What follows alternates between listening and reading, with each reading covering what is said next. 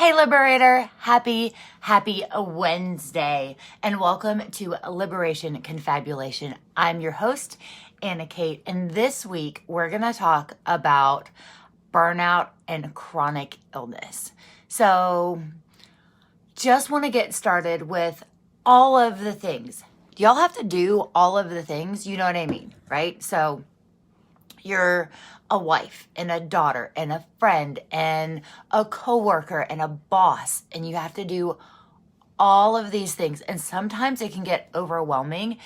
And if you're like me and you are a lifelong entrepreneur and your illness is fairly recent within the last couple of years, that you tend to revert to doing those 16 to 18 hour days, burning the candle at both ends, and then you pay for it. Because up here and in here, it doesn't make a difference. Because you want to get it all done. You want to do all the things and be all the things to all the people. But all over your body, it tends to not be something that the rest of your body can handle while battling fatigue, inflammation, pain, just overall tiredness, right? So let's talk about what happens as entrepreneurs as we deal with burnout, all right? And what we can do and how we can navigate things. So go ahead and do me a favor and hop on over and make a note. I'll remind you at the end as well to like and subscribe so you know when these videos are happening each and every week. And also go on over to annahkate.com. That's ANNAHKATE.com. I will post that again below.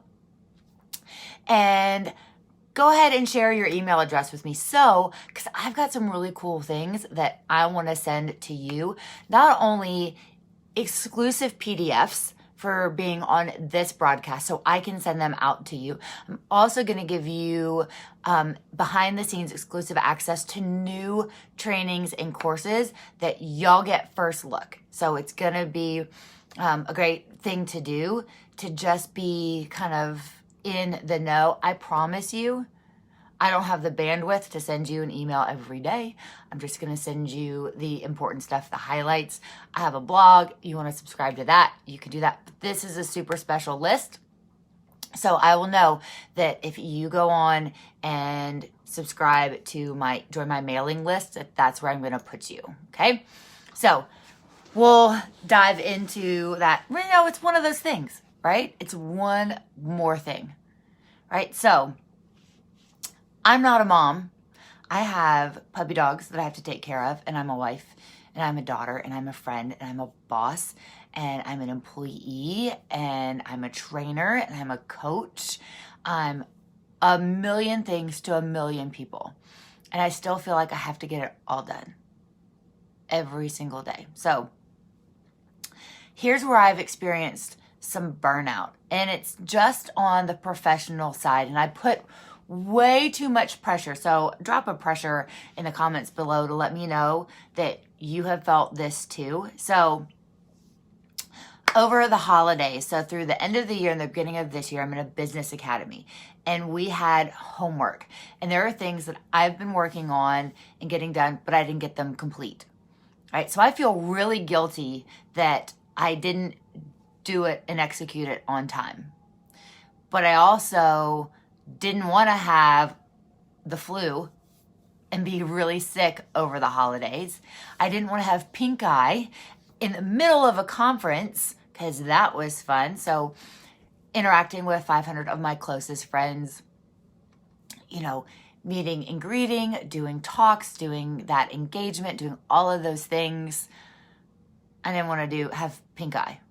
And then I get home from that trip, back into my routine, doing all the things. I'm taking on additional physical fitness certifications and a nutrition certification, writing a program for a gym, and doing all of these extra things. And then I had a relapse.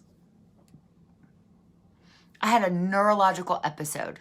So if you were over on my personal page or on my Instagram, you saw this. So what happens when I do too much and burn the candle at both ends is my vision gets blurry. It's like it's snowing. And you know how like in the morning, sometimes when you like open your eyes and it's just really hazy and you can't see and you blink and you blink and you blink and you blink and you rub your eyes? That doesn't fix this. So that happened in the middle of a class. So I'm like, oh crap. Like, I don't have time for this. So luckily it was the last class of the day. And so in the car, half of my body went numb. Thankfully, I didn't have a coaching session that night. I didn't have a personal one-on-one client that evening. It was on a Friday night. So I typically kind of reserve Friday nights for date night. And then I lost that thought to speech connection. I think about things and you can see me trying to say the words and they are not coming out of my mouth.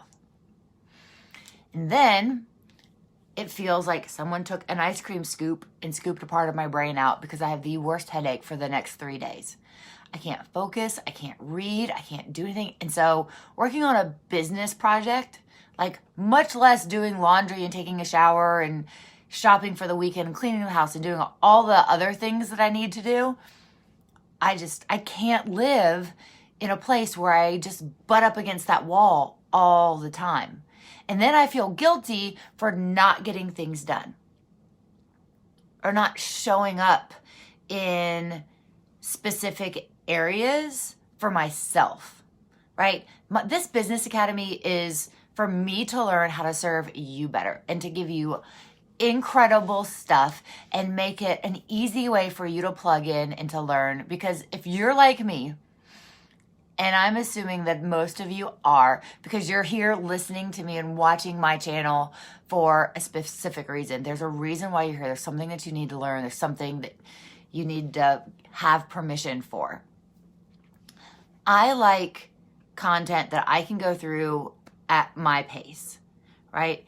I like having a deadline and having something to work towards, but for the most part, I like being able to tap into that content when I have the space, the mental space to do it.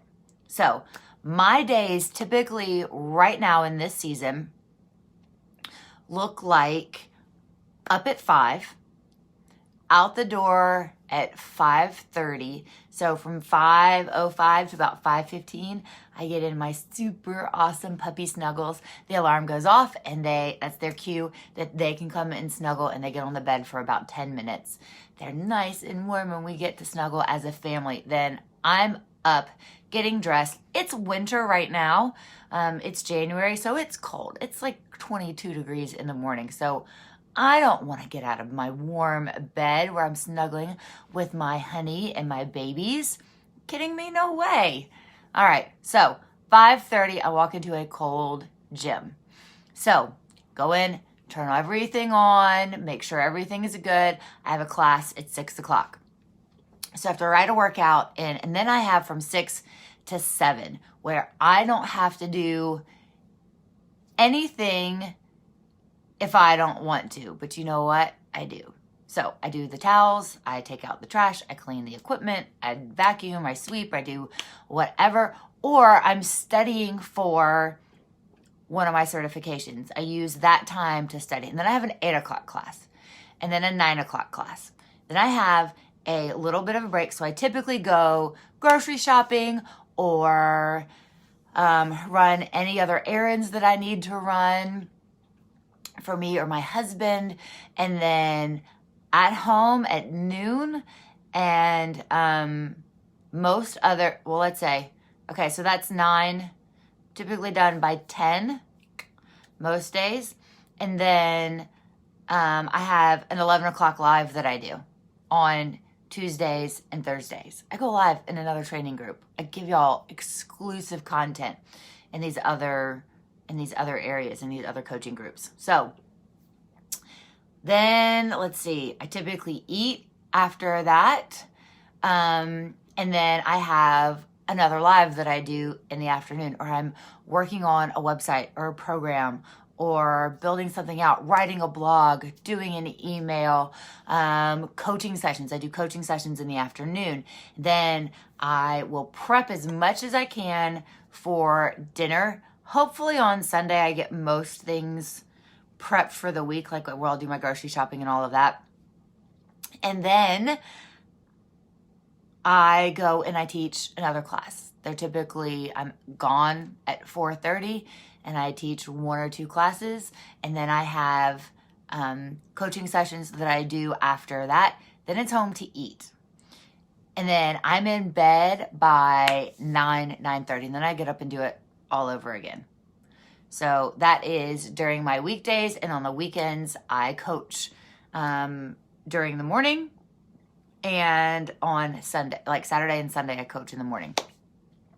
So that doesn't leave a whole lot of time for entrepreneur me to figure out how to get it all done without feeling guilty. So what do I do? Right? When it gets overwhelming and it gets to the place where there is so much going on that I have to figure out if I'm just overwhelmed or if I'm really burning out. And if I'm burning out, it means that I don't have the enthusiasm. I don't enjoy it anymore. It feels cumbersome.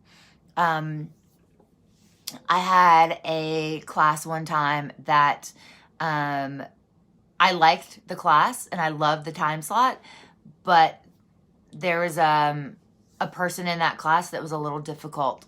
And I was dreading on the night before of having to go to this class. And I'm like, I do this because I love it. I absolutely do this because I love it. So why am I not taking ownership of my life and my stress, right? I had a very stressful job and about a year ago, and I was like, it's totally not worth it. It is totally not worth my health and the stress and the headaches and it wasn't worth it. So about a year ago, I made that decision that nothing is going to stress me out to a point where I don't want to do it, that it doesn't bring me joy. Now, things are going to be challenging or difficult. That's something different. But if it's just something that you totally dread and it creates stress and anxiety, and then that kind of overflows and it like spills onto other people, that's what I'm talking about. That's where that burnout can be dangerous. So we need to take the time and look at our schedule and find the breathing room. And sometimes it's saying no. So if someone asks you to do something, is this monetarily beneficial now or in the future? Is this relationally beneficial now or in the future? Because sometimes, things pop up and they feel important, or you're that person that you have that one person that calls you all the time and just asks for you to do all this stuff. You don't have the bandwidth for it, but you feel guilty or you want to help them or you feel like it's the right thing that you should do. And those are the areas that you can start saying no or teaching them how to help themselves, right? As a coach, I would have people ask me, how do I, track my water? You can figure out how to track your water. Like you don't need me to create something or write it down for you or, put the notifications and reminders in your phone that every hour on the half hour you drink 8 ounces of water. Get a fancy cup, right? This one's like textured. It's really cool. Except when your hands are cold, it kind of hurts. But, finding those moments where you can say no and create your personal time. So for those of you that have a chronic illness or have, like me, have Lyme disease, or you have fibromyalgia, or you have something that's like super taxing on your body, and it creates that fatigue and that just feeling of being tired and never being able to catch up. You need to have you time, and it needs to be on your calendar. That even if it's 30 or 45 minutes where you unplug. You're not staring at a screen. You don't have lights in your face. You're not typing on the computer. You're not watching TV. You're not reading a book. You're just kind of, maybe you go outside and sit in the sun in the spring and in the fall and in the summer, like when it's nice out. Maybe it's taking the dogs for a walk or going on a walk yourself. Just kind of unplugging for a minute does so much to recharge you. So when you come into something that you feel like is creating stress and anxiety, I want you to ask yourself a couple of things. So number one, is this important for me to continue to do?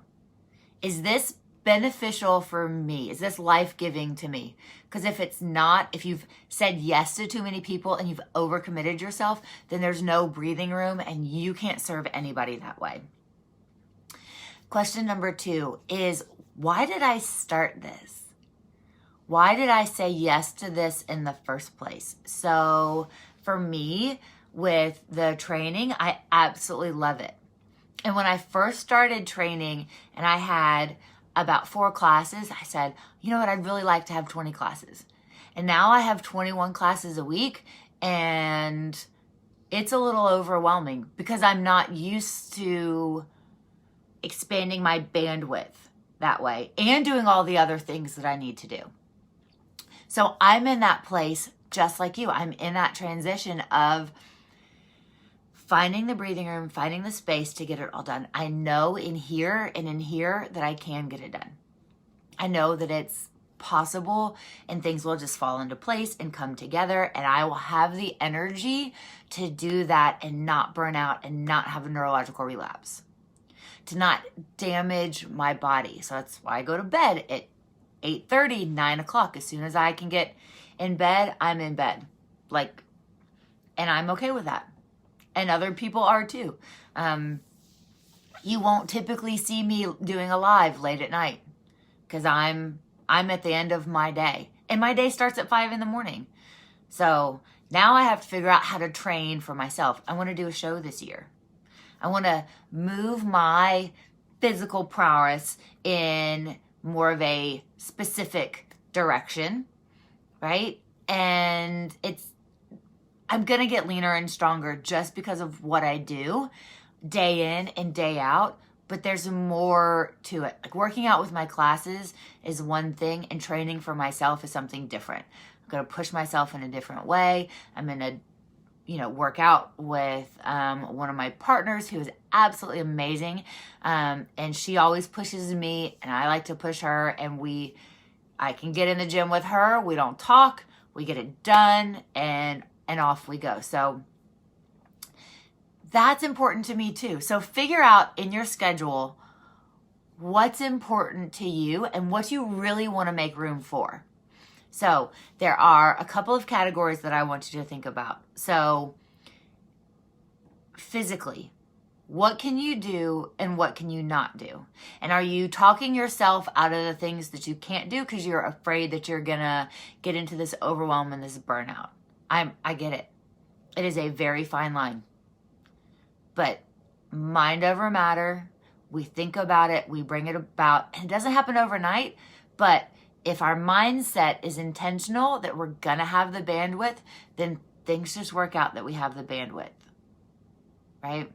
You guys, I promise y'all, I talked myself out of having Lyme disease, of suffering from Lyme disease every single day. I talked myself out of it with supplements and medications and time and doing all the things that I needed to do. But now I don't medicate every day, but I do watch my stress because I know what a trigger is for my relapse, and I don't want to do that either. And I know what to do to take care of myself if I get to that point, if that happens, right? So there's so many ways to look at remission for a chronic illness. And it may not be curing it completely and you never have to think about it and never have to worry about it ever again. That may not be it. But not living in utter agony every day is a win for me. I'm going to take it. I don't have to do that anymore. It's fabulous. great. And you can too. So, area number 1 is physical. Area number 2 is nutritional. You have to make sure that you're fueling your body with the right things to do the things that you want it to do. So if you need more energy, you cannot live on Pop-Tarts. Or not eating enough and you're expending a lot of energy. So area number 3 is your relationships. So what's important to you? Who comes first? You should come first, especially if you're in the throes of a chronic illness. And you have to kind of pick and choose your battles and what relationships, like, because your kids and your immediate family and your husband, your spouse, they all need more attention from you. But that girl in Sunday school that shows up every now and then, but when she shows up, it's a crisis, you don't need to give energy to her. There'll be someone else that will help her. Someone else will step up. And that's okay. And you can even be the one to help facilitate that, to help her find that help. But you don't have to give her that help. Does that make sense? So relationally, it's important to figure out where you can find breathing room and where you can have margin. It's super duper important. And then in your business and in the daily tasks that you have to do, what's really important, right? Some days, like when I was really, really sick, I could either take a shower or do the dishes. That's about all the spoons I had. That's about all the bandwidth that I had. And then it was back to bed because I hurt so bad. And that's okay. So find out what you can do and you can commit to, even if it's just 30 or 45 minutes. So let's say you've got a project that you want to complete and you break it down into 10 steps. Like someone could do it in one day if they sat there all day and cranked it out. You don't have the bandwidth for that. You don't have the mental energy, the physical energy. So break it down into 10 steps and say, okay, every day I'm going to give it 30 minutes of my dedicated time, 45 minutes, an hour, whatever it is, and knock this one out. And then I'm going to go and work on this. And then the next day I'm going to work on this. And if you feel great one day, maybe you can do 2 of them. And that's how those little steps turn into a big project. And that's where I am in this academy, because I can't feel guilty about it, because that just adds more stress and anxiety. And I picked up an additional 10 classes in the last week. Okay. Like it's not like I'm sitting on the couch all the time, not doing anything, and then I feel guilty for not doing the things.